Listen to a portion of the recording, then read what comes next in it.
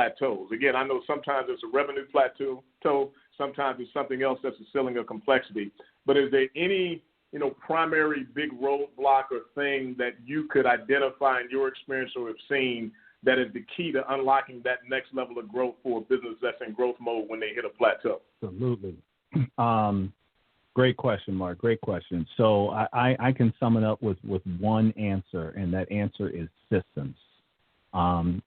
Almost every business that I see or even my business myself, for me, I learned not only, doubling fees helped, but what helped even more for the sustained growth was me putting better systems in place and not spending so much time doing the same thing over and over again, or spending time doing a $5 is way too low, but doing a $15 an hour task. Because being like yourself in the top 1% of all earners, that's not $15 an hour work. So by the lack of having a system that can be repeated that someone else can do, not having that system in place causes CEOs like myself, I was in that boat, where I'm doing, mundane tasks like changing a client's address. I got no business changing a client address. I've got no business even opening accounts. The hardest work for me is to get the client to say yes. Once that is done, there shouldn't be too much more work for me to do with onboarding that client, but I found myself doing a lot of those tasks. So once I was able to put those systems in place, and there's a phrase, and Mark, you might have showed it. I can't give you, Jay Papasan, I think is the author of the book, The One Thing. Is that The One Thing guy?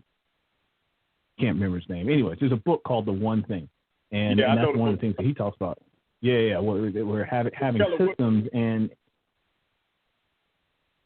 Say again? Oh, go ahead. I think that's the Keller Williams guy, I think. But go ahead. Yeah, I know you're talking. Keller Williams. There you go. Yeah. So, and he has this chapter on touching things one time. Touch it once. And I found that there was a lot of things I was touching multiple times, and that's just sucking time where I can be out getting more sales, getting more clients. So I think no matter where you are in the business, but especially if you're someone that's trying to take it from 6 figures to 7 figures, like I'm in the process of doing right now, trying to go from 6-figure business to 7-figure business, it's all going to be about systems.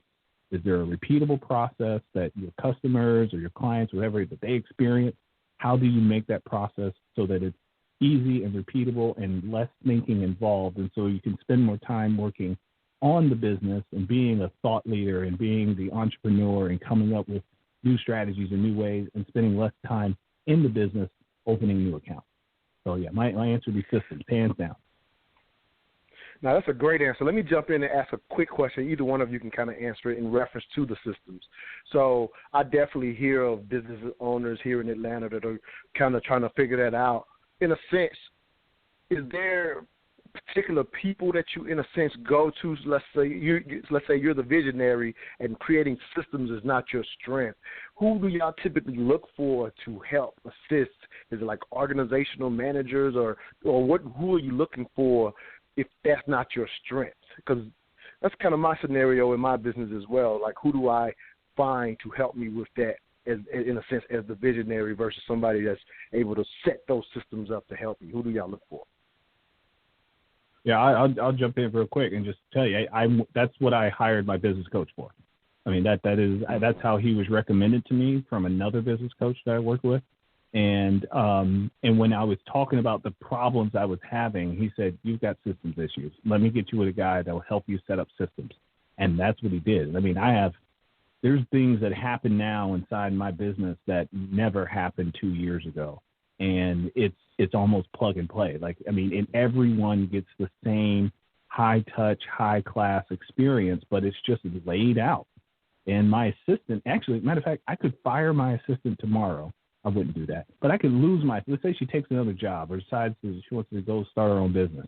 I could plug and play someone with minimal training as long as they have a certain, level of education and that sort of thing, and they can understand. If they understand certain parts of business, I can plug and play. All I do is follow the system.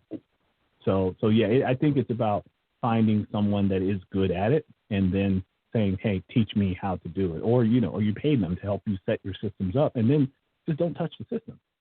And I made that.